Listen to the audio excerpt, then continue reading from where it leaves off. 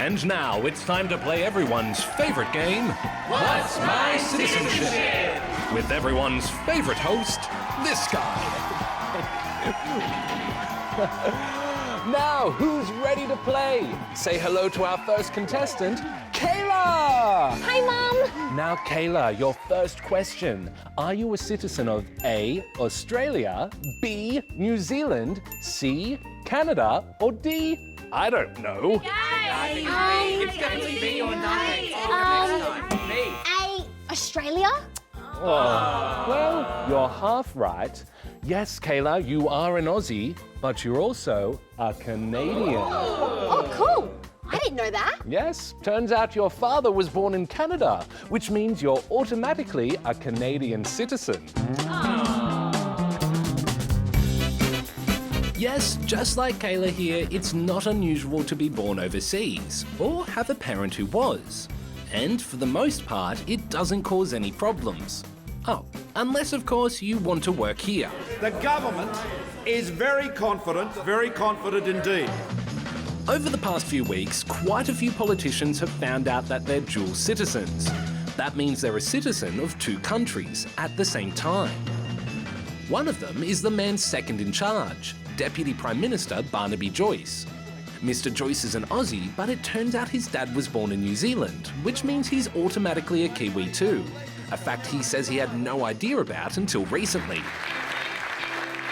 The rules on citizenship vary around the world.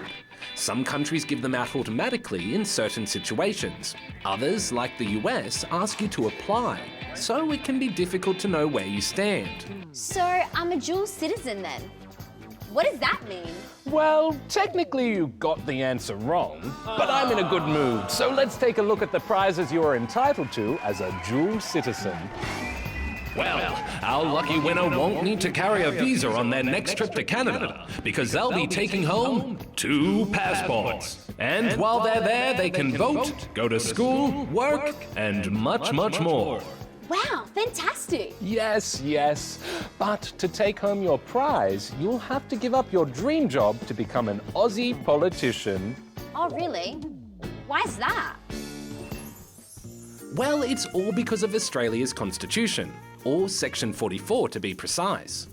It says that you can't be elected as a politician if you have another citizenship. And if you do, you have to make sure you've given it up before being elected. The law was created more than 100 years ago to make sure Aussie MPs aren't able to be influenced by other governments. The clock is ticking, Kayla. What's it gonna be? Just wait a sec. Australia's pretty multicultural. Shouldn't we just change the laws?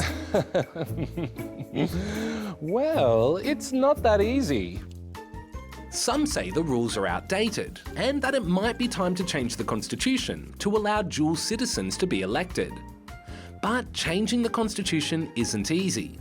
There would have to be a big national vote called a referendum. That's really expensive and they are rarely successful. So what's it gonna be, Kayla? A career in politics or your dual citizenship? I can't have both? No. All the pollies caught out so far say they didn't realise they had another citizenship, and while some have stepped down, others, including Mr. Joyce, say they'll stay in their job while the High Court decides whether or not they have to quit. Okay, I've made my decision. I'm going to think about it. Seriously? Well, that's all we have time for tonight, ladies and gentlemen, but join us next week when we meet a contestant with not 1, not 2, but 3 citizenships. Bye for now.